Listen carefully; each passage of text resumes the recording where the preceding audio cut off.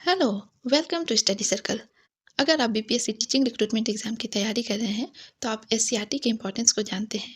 तो इसी कड़ी में आज हम लोग क्लास 8 स्टैंडर्ड एससीईआरटी के हिस्ट्री सब्जेक्ट का चैप्टर 12 राष्ट्रीय आंदोलन 1885 से 1947 के टाइम पीरियड तक को पढ़ेंगे। तो अगर आप इस चैनल पर नए हैं तो चैनल को सब्सक्राइब कर दीजिए और अगर वीडियो पसंद आता है तो इसे लाइक और शेयर ज़रूर कीजिए। तो चलिए शुरू करते हैं कि पिछले चैप्टर्स में आपने पढ़ा है कि भारत में अंग्रेजों का आगमन कैसे हुआ, उनके द्वारा जो प्रशासनिक व्यवस्था कायम की गई, वो कैसे भारतीयों के लिए शोषणकारी सिद्ध हुई, उनके द्वारा कैसे अपना हित साधने के लिए भारत में सामाजिक, आर्थिक एवं शैक्षणिक सुधार का ताना-बाना बुना गया, जिससे भारत की आत्मनिर्भर अर्थव्यवस्था को तो समाप्त किया ही, सामाजिक एवं धार्मिक सद्भाव को भी समाप्त कर दिया गया। साथ ही शोषणकारी एवं विभेदकारी नीतियों ने 1857 के विद्रोह को भी जन्म दिया। तो इस चैप्टर में हम लोग जो भी इम्पोर्टेंट पढ़ेंगे उसको हाइलाइट करेंगे, उसको डिस्कस करेंगे। तो आपने महसूस किया होगा कि भारतीयों में भारी असंतोष व्याप्त था। राष्ट्रवादी अब नहीं चाहते थे कि अंग्रेज भारत में बिना रोक-टोक शासन करें। भारतीय अब संगठित रूप से अंग्रेजों का विरोध करना चाहते थे।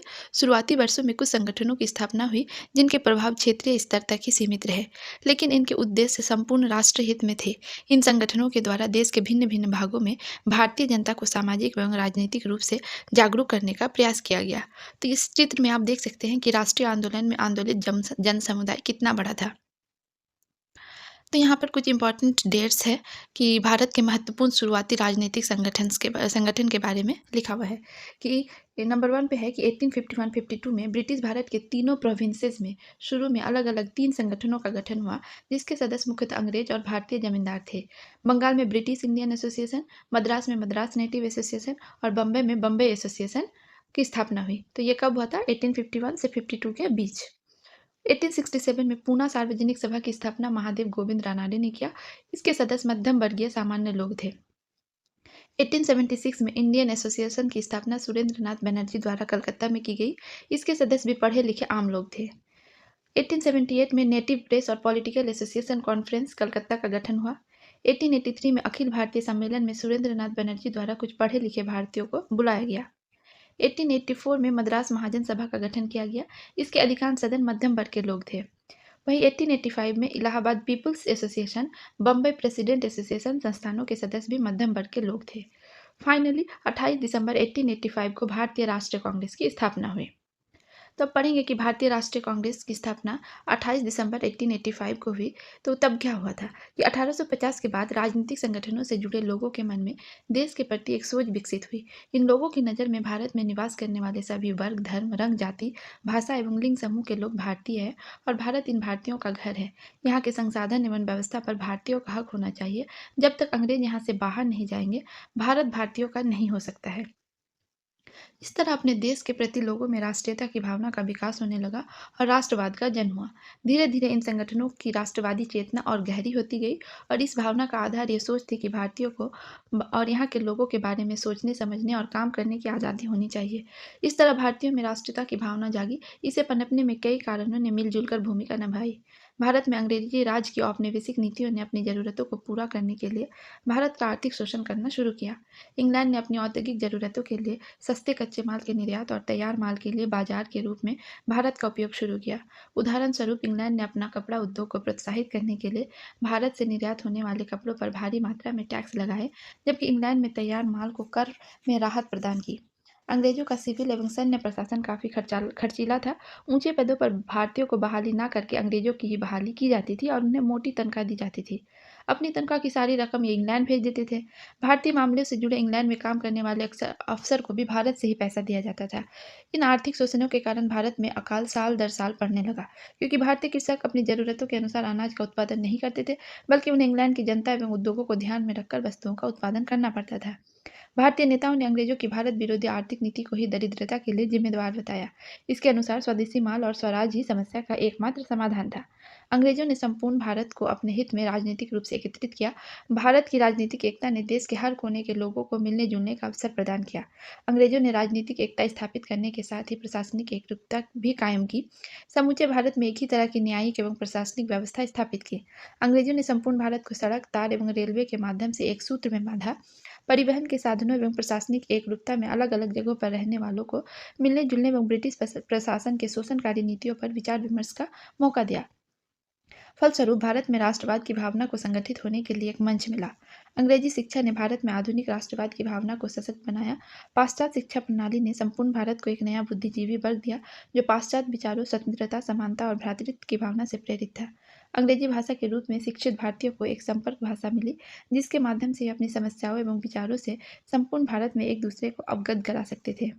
अंग्रेजों के आगमन के पश्चात भारत में आधुनिक समाचार पत्रों का विकास हुआ। सस्ते समाचार पत्र लोगों तक पहुंचने लगे। धीरे धीरे भारतीय लोगों के द्वारा भी समाचार पत्र छापे जाने लगे। इन समाचार पत्रों ने अंग्रेजों की शोषणकारी नीतियों को उजागर किया। समाचार पत्रों के माध्यम से जब अंग्रेजों के अत्याचार एवं शोषण का पर्दाफाश होने लगा, तो अंग्रेजों ने वर्नाकुलर प्रेस एक्ट 1878 के माध्यम से प्रतिबंधात्मक कार्रवाई की, ताकि इनका प्रसार रुक जाए। लेकिन प्रतिबंध के बावजूद भी भारतीय समाचार पत्र अपने मिशन कार्य में लगे रहे।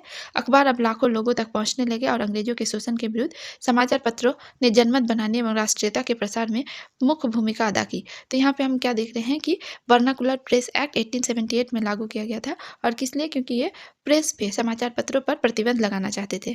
तो यहाँ पे है कि देसी भाषा में वर्नाकुलर प्रेस एक्ट के द्वारा भारतीय भाषाओं में छपने वाले अखबारों पर प्रतिबंध लगा दिया गया। तो क्या हुआ कि Indian mirror, Bengali Kesari, Marathi, Hindu patriot, Amrit Bazar Patrika इत्यादि अनेक अंग्रेजी समाचार पत्र एवं भारतीय भाषा के समाचार पत्रों ने अंग्रेजों के कुकृत्यों को प्रकाशित तो किया ही, साथ साथ प्रतिनिधियों के द्वारा शासन की व्यवस्था, स्वतंत्रता एवं लोकतांत्रिक विचारों को आम लोगों के बीच लोकप्रिय बनाया। इस प्रकार भारतीय समाचार पत्र राजनीतिक प्रशिक्षण एवं राष्ट्रवादी विचारों के फैलाव के मुख्य हथियार के रूप में काम करने लगे। कुछ अंग्रेज विद्वानों जैसे विलियम जोन्स, मैक्स मुलर आदि ने शोध एवं उत्खनन के बाद प्राचीन भारतीय संस्कृति के समृद्ध एवं बहुमूल्य धरोहरों को उजागर करने का सफल प्रयास किया। तो किन्होंने किया? विलियम जोन्स और मैक्स मुलर आदि अंग्रेज विद्वानों ने प्राचीन भारतीय संस्कृति के समृद्ध एवं बहुमूल्य धरोहरों को उजागर करने का सफल प्रयास किया। तो इन्होंने क्या किया था कि यूरोपियन विद्वानों ने वेदों, उपनिषदों आदि की व्याख्या से यह साबित करने का प्रयास किया कि भारतीय आज उसी मानव शाखा के लोग हैं जिनसे यूरोपीय जातियां उपजी है। इनसे भारतीयों में जो कुंठाग्रस्त थे, आत्मविश्वास जागा। शिक्षित भारतीयों ने अपनी पुरानी परंपरा, रीति रिवाजों एवं सामाजिक प्रथाओं का पुनः परीक्षण करना शुरू किया। इन लोगों ने भारतीय समाज की बुराइयों को दूर करने का प्रयास किया। उपरोक्त परिस्थितियों के आलोक में जब भारत में राष्ट्रवादी विचार एक आकार लेने लगा, तभी ICS मतलब अभी जो है IAS में भर्ती होने की आयु घटाकर 21 वर्ष से 19 वर्ष कर दी गई, ताकि भारतीय शिक्षित युवक परीक्षा में शामिल ही ना हो सके। तो क्या हुआ कि जब भारत में राष्ट्रवादी विचार एक आकार लेने लगा, उभार मारने लगा, तो जो ICS होता था, मतलब जो अब का IAS है, उसकी भर्ती होने की आयु को घटाकर 21 वर्ष से घटाकर 19 वर्ष कर दिया गया, ताकि भारतीय शिक्षित युवक इसमें शामिल ही ना हो सके। तो यहाँ क्या है कि भारतीय शस्त्र अधिनियम बनाकर भारतीयों को नियंत्रित एवं प्रताड़ित करने का प्रयास किया गया। तो एक नया अधिनियम बनाया गया, भारतीय शस्त्र अधिनियम। और इसको बनाने का रीज़न क्या था कि ये भारतीयों को नियंत्रित एवं प्रताड़ित किया जा सके। इन कार्यों ने अंग्रेजों के प्रति असंतोष को बढ़ावा दिया। कई राजनीतिक संस्थाओं का जन्म हुआ एवं सरकार विरोधी आंदोलन चलने लगे। लॉर्ड रिपन ने जाति भेद पर आधारित न्यायिक असमानता को दूर करने का प्रयास किया। इसने इल्बर्ट बिल के माध्यम से भारतीय जिला एवं सत्र न्यायाधीश को भी वही शक्तियाँ तथा अधिकार प्रदान किए जो यूरोपीय न्यायाधीशों को मिले हुए थे। ये व्यवस्था यूरोपियों को पसंद नहीं आई और इन लोगों ने इल्बर्ट बिल का संगठित विरोध किया। फलतः वायसराय को यह बिल वापस लेना पड़ा। इस घटना ने यह सिद्ध कर दिया कि भारतीयों को यूरोपियों के बराबर दर्जा हासिल नहीं है। साथ ही साथ संगठित विरोध के बाद सरकार किसी निर्णय को वापस लेने पर बाध्य हो सकती है। तो यहाँ क्या है कि कांग्रेस के संस्थापक सदस्यों की एक चित्र है। 72 लोग जो थे उसके संस्थापक दलों में उन सभी का ग्रुप फोटो है।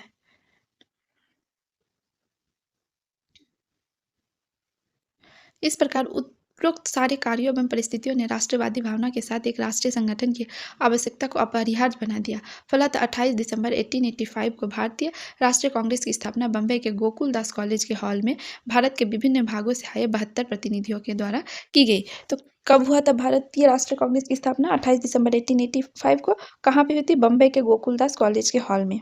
और इसमें कितने प्रतिनिधियों ने भाग लिया था? 72। कांग्रेस के शुरुआती नेताओं में दादा भाई नौरोजी, फिरोज शाह मेहता, बदरुद्दीन तैयबजी, WC बनर्जी, RC दत्त और एक साल बाद शामिल होने वाले सुरेंद्रनाथ बनर्जी जैसे पढ़े लिखे और दूरदर्शी व्यक्ति थे। इन नेताओं ने दूरदर्शिता का परिचय देते हुए ए.ओ. ह्यूम जैसे अवकाश प्राप्त अंग्रेज अधिकारी को अपना मुख्य संगठनकर्ता बनाया। तो शुरुआती नेताओं में कौन कौन थे? दादा भाई नौरोजी, फिरोज शाह मेहता, बदरुद्दीन तैयबजी, WC बनर्जी, RC दत्त और 1 साल बाद उसमें शामिल हुए थे सुरेंद्रनाथ बैनर्जी, और इन लोगों ने ए.ओ. ह्यूम को भी, जो एक अवकाश प्राप्त अंग्रेज अधिकारी थे, उनको अपना मुख्य संगठन में शामिल किया और उनका संगठनकर्ता बनाया। तो कांग्रेस के शुरुआती दिनों में क्या हुआ था कि कांग्रेस अपने शुरू के दिनों में राष्ट्रीय चेतना के फैलाव का हर संभव प्रयास करना चाहती थी, क्योंकि अंग्रेज प्रशासक भारत को राष्ट्र के रूप में मानते ही नहीं थे। ये सिर्फ भारत को एक भौगोलिक शब्दावली के रूप में परिभाषित करते थे, क्योंकि भारत उनकी नज़र में अलग-अलग धर्मों, संप्रदायों, जाति एवं भाषा-भाषियों का समूह था। कांग्रेसी नेताओं ने इसका खंडन नहीं किया, बल्कि सुरेंद्रनाथ बैनर्जी, गोखले, तिलक आदि नेताओं ने भारत को बनता हुआ राष्ट्र बताया। किसने बताया? सुरेंद्रनाथ बैनर्जी, गोखले मतलब गोपाल कृष्ण गोखले और बाल गंगाधर तिलक आदि नेताओं ने भारत को बनता हुआ राष्ट्र बताया। कांग्रेस के नेताओं का मानना था कि भारत की सांस्कृतिक विभिन्नताओं को देखते हुए सावधानीपूर्वक राष्ट्रीय एकता की कोशिश की जाए। यह तय किया गया कि कांग्रेस का वार्षिक अधिवेशन बारी-बारी से देश के भिन्न-भिन्न हिस्सों में आयोजित किया जाए और अध्यक्ष उस क्षेत्र का ना हो जहां अधिवेशन हो रहा हो। कांग्रेस ने यह तय किया कि किसी भी प्रस्ताव को पारित करने में अल्पसंख्यकों के विचारों को ध्यान में रखा जाए तथा काउंसिल में उनके निर्वाचित प्रतिनिधियों की संख्या आबादी के अनुपात से कम न हो। शुरुआती दौर से ही राष्ट्रवादी नेता धर्मनिरपेक्षता के प्रबल पक्षधर थे।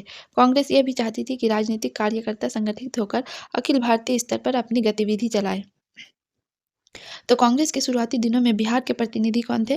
कांग्रेस की स्थापना के समय बिहार से कोई प्रतिनिधि तो शामिल नहीं था, लेकिन कलकत्ता के दूसरे अधिवेशन, जो कि 1886 में हुआ, कुल 16,000 रुपये खर्च हुए, जिसमें 2500 रुपये का सहयोग अकेले दरभंगा के महाराज लक्ष्मेश्वर सिंह ने किया। हथुआ एवं डुमराव के महाराज ने भी सहयोग प्रदान किया। द्वितीय अधिवेशन में डेलीगेट के रूप में बिहार से शालिग्राम सिंह एवं विश्वेश्वर सिंह, जो कुल्हड़िया स्टेट के नाम पर ही BN कॉलेज है, शामिल हुए थे, एवं पूर्णेंदु नारायण सिन्हा एवं गजाधर प्रसाद, जो पेशे से वकील थे, वे लोग शामिल हुए थे। तो ये बहुत इंपॉर्टेंट है, इसको याद करना है कि कांग्रेस की स्थापना के समय बिहार से कोई प्रतिनिधि शामिल नहीं हुआ था, लेकिन 1886 में कौन शामिल हुए थे? दरभंगा महाराज लक्ष्मेश्वर सिंह ने आर्थिक रूप से मदद किया था। हथुआ और डुमराव महाराज ने भी आर्थिक सहयोग प्रदान किया था। और द्वितीय अधिवेशन में डेलीगेट के रूप में बिहार के कौन गए थे? शालिग्राम सिंह और विश्वेश्वर सिंह। विश्वेश्वर सिंह कौन थे? जो कुल्हड़िया स्टेट के जो जमींदार थे, और उनके नाम पर ही क्या है? BN कॉलेज है। और भी कौन शामिल हुए थे? पूर्णेंदु नारायण सिन्हा और गजाधर प्रसाद, जो वकील थे, ये लोग शामिल हुए थे। गोपाल कृष्ण गोखले, जहाँ तक हो सके हमें ज़्यादा से ज़्यादा लोगों में राष्ट्रीय चेतना पैदा करनी चाहिए और इसे बढ़ावा देना चाहिए, ताकि धर्म, जाति और वर्ग की विभिन्नताओं को परे रखकर वे एकजुट हो सके। ये यहाँ पे आप देख सकते हैं, ये गोपाल कृष्ण गोखले हैं। शुरू में कांग्रेस के लिए जन आंदोलन, लामबंदी आदि चलाना नामुमकिन था, अतः इन्होंने राजनीतिक चेतना जगाने और जनमत बनाने के लिए मध्यम वर्गीय लोगों से संपर्क शुरू किया, जो धीरे धीरे आम लोगों तक पहुंचा। तो ये दादा भाई नेहरू जी है। इन्होंने क्या कहा है कि हम यहाँ एक राजनीतिक संगठन के रूप में इकट्ठे हुए हैं, ताकि हम अपनी राजनीतिक अचाउन से अपने शासकों को अवगत करा सकें। यहाँ पे WC बनर्जी, उनका स्टेटमेंट है कि कांग्रेस का उद्देश्य भाईचारे के माध्यम से भारतीय जनता के बीच सभी तरह के जाति, वर्ग और क्षेत्रीय पूर्वाग्रह को समाप्त करना और देश के लिए काम करने वाले के बीच भाईचारे और दोस्ती को और मजबूत बनाना है। तो ये है WC बनर्जी। तो आगे पढ़ते हैं कि कांग्रेस के नेताओं ने लोगों को यह समझाया कि हम एक राष्ट्र है और उपनिवेशवाद हमारा दुश्मन।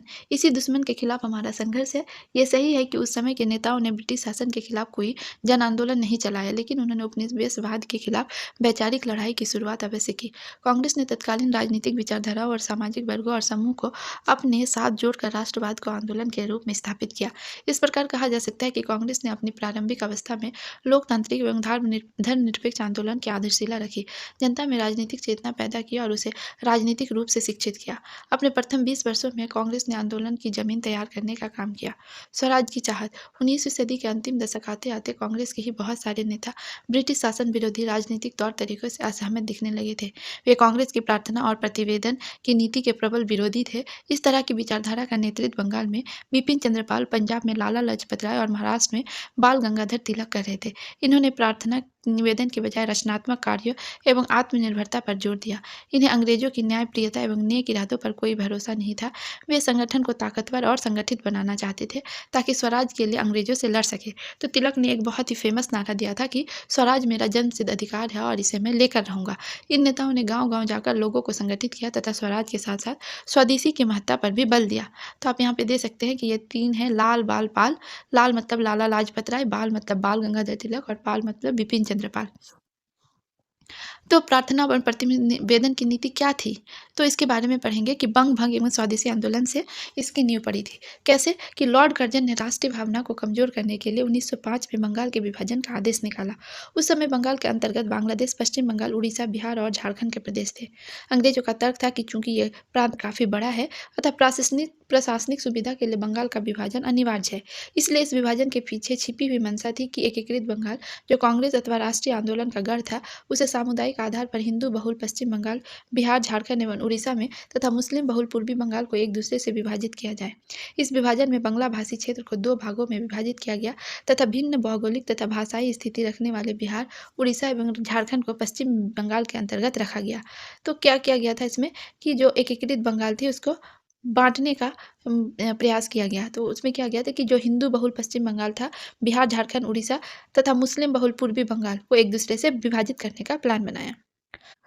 आगे क्या है कि राष्ट्रवादी एवं भारतीय राष्ट्रीय कांग्रेस ने कर्जन के इस कार्य का विरोध करने का निर्णय लिया तथा 16 अक्टूबर 1905 को विभाजन लागू होने के दिन समूचे बंगाल में शोक दिवस मनाया गया। तो कब 16 अक्टूबर 1905 को विभाजन लागू होने का दिन था और उसी दिन शोक दिवस मनाया गया।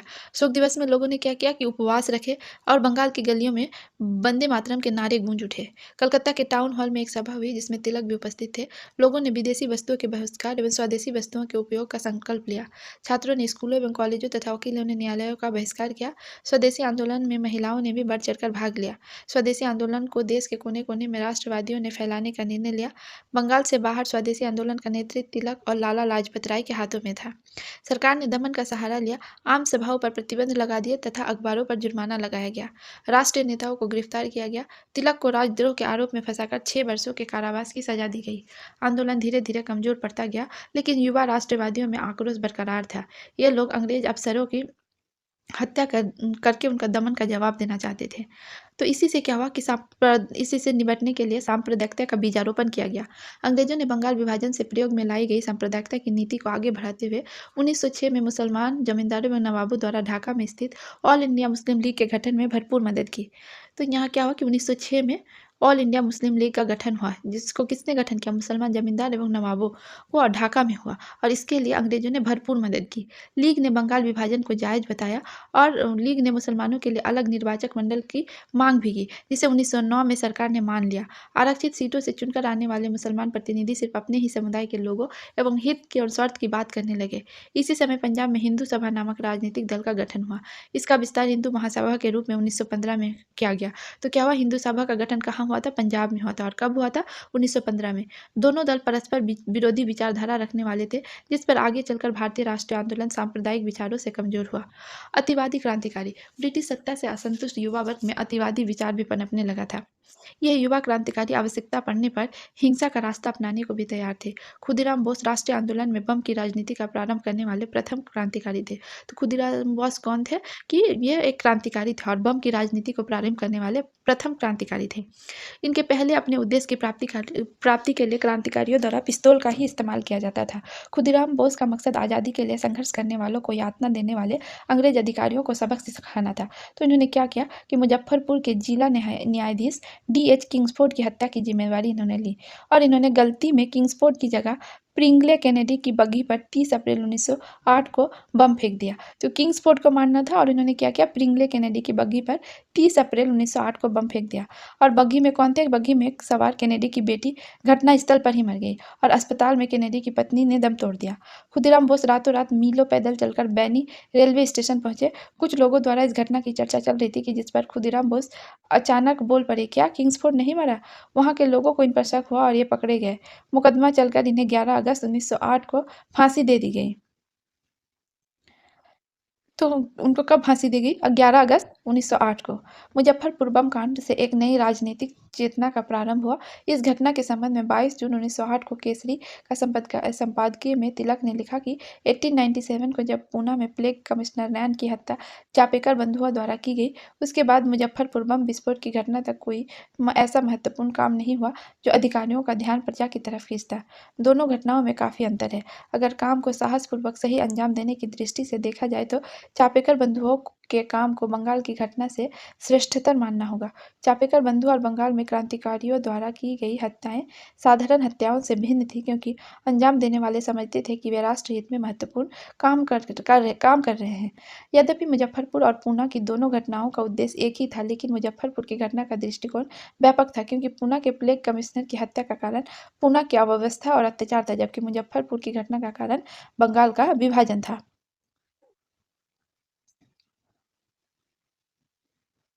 तो पृथक निर्वाचक मंडल क्या था कि किसी खास धर्म और जाति के लोगों का चुनाव अपने जाति या धर्म के लोगों द्वारा किया जाना पृथक निर्वाचन मंडल था। और सांप्रदायिकता का क्या अर्थ है कि किसी संप्रदाय द्वारा राजनीतिक स्वार्थों की प्राप्ति के लिए धार्मिक भावनाओं का इस्तेमाल करना ही सांप्रदायिकता कहलाता है। अब गांधी के आगमन के बारे में पढ़ेंगे कि दक्षिण अफ्रीका में सत्याग्रह का सफल प्रयोग करने के बाद महात्मा गांधी 1915 में भारत लौटे। गांधी जी ने अंग्रेजों की नस्ल भेदी नीति के खिलाफ अहिंसक आंदोलन चलाकर दक्षिण अफ्रीका के लोगों के हक की लड़ाई लड़ी। दक्षिण अफ्रीका में उनके संघर्षों एवं उनकी सफलता ने भारत में उन्हें काफ़ी लोकप्रिय बना दिया था। सत्याग्रह क्या था कि शोषक एवं अन्याय के विरुद्ध अहिंसक तरीके से न्याय की मांग। और नस्ल भेद शारीरिक रंग एवं बनावट के आधार पर लोगों के बीच भेद को नस्ल भेद कहा जाता है। भेद को इंग्लिश में अपार्थिड कहा जाता है। गांधी जी ने तत्कालीन परिस्थितियों को समझने के लिए पूरे देश का दौरा किया और साबरमती आश्रम अहमदाबाद की स्थापना की। गांधी जी के आगमन के समय भारत में होम रूल आंदोलन पूरे जोर पर था, लेकिन ये इसमें शरीक नहीं हुए। ये होम रूल आंदोलनकारियों के इस विचार के विरोधी थे कि अंग्रेजों के लिए कोई भी मुसीबत उनके लिए अवसर है। इसी रणनीति के तहत होम रूल आंदोलन छेड़ा गया था। गांधी जी नरमपंथी राजनीति में भी आस्था नहीं रखते थे।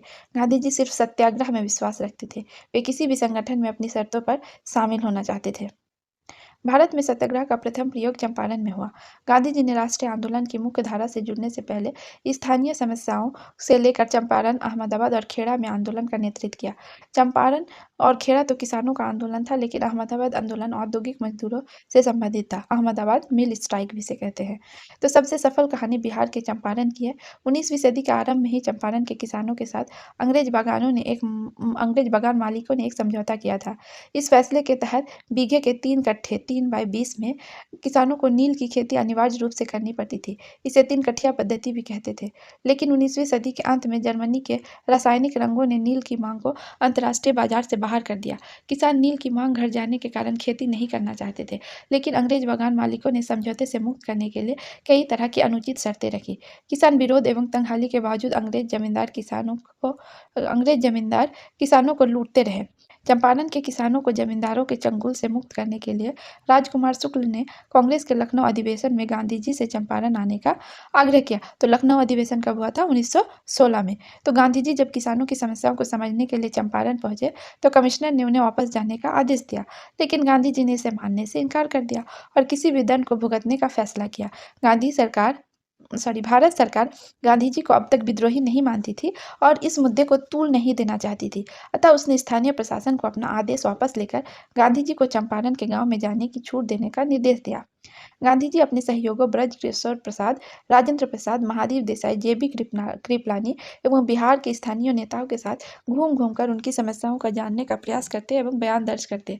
सरकार ने भी मामले की छानबीन के लिए कमेटी गठित की, जिसका सदस्य गांधी जी को वो बनाया। गांधी जी आयोग को समझाने में सफल रहे कि 3 कठिया व्यवस्था समाप्त हो तथा बागान मालिकों द्वारा अवैध रूप से वसूली रकम वापस की जाए। बागान मालिक 25% रकम वापस करने पर सहमत हुए। गांधी जी मान गए, क्योंकि इनकी नज़र में यह भी बागान मालिकों के लिए बहुत बड़ी बेइज्जती थी। शर्मिंदगी से 1 दशक के अंदर ही बागान मालिक चंपारण छोड़कर चले गए। चंपारण की सफलता के बाद अहमदाबाद के मजदूरों ने भी मदद मांगी। वे विश्व युद्ध के कारण बढ़ती महंगाई को लेकर वेतन वृद्धि की मांग कर रहे थे, लेकिन मिल मालिक मजदूरों की मांगों पर ध्यान नहीं दे रहे थे। गांधी जी ने शांतिपूर्ण हड़ताल का सुझाव दिया, लेकिन बगैर वेतन के मजदूर लंबे समय तक हड़ताल नहीं कर सकते थे। इस परिस्थिति में गांधी जी ने स्वयं भूख हड़ताल पर बैठने का निर्णय लिया। गांधी जी की भूख हड़ताल से घबराकर मिल मालिकों ने मजदूरों का वेतन बढ़ाने का निर्णय ले लिया। गांधी जी ने भारतीय राष्ट्रवादियों को सत्याग्रह का शस्त्र दिया। शांतिपूर्वक हड़ताल और उपवास के माध्यम से अंग्रेजी साम्राज्यवाद और राष्ट्रवादियों ने डटकर मुकाबला किया। तो यहाँ पर इम्पोर्टेंट क्या है कि मोतिहारी में अपने प्रवेश पर कमिश्नर द्वारा पाबंदी लगाए जाने संबंधी सरकारी आदेश के उत्तर में मोतिहारी के जिलाधिकारी को 6 अप्रैल 1917 को गांधी जी ने अपने पत्र में स्पष्ट शब्दों में कहा था कि सार्वजनिक हित और जिम्मेदारी की भावना में विश्वास रखते हुए उनके लिए चंपारण जिला छोड़ना संभव नहीं है और सरकारी आदेश के उल्लंघन के लिए सरकार उन्हें जो भी सजा देगी वो उसे मानने के लिए सहर्ष तैयार है। तो इस चैप्टर को 2 पार्टों में अपलोड किया गया है। तो पहले पार्ट में यहाँ तक ही, नेक्स्ट पार्ट में हम लोग रॉलेट एक्ट और उसके बारे में पढ़ेंगे। तो अगर आपको ये पहला पार्ट पसंद आता है तो वीडियो को लाइक करें, शेयर करें और सब्सक्राइब करें और नेक्स्ट पार्ट का लिंक डिस्क्रिप्शन बॉक्स में दे दिया जाएगा। Thank you.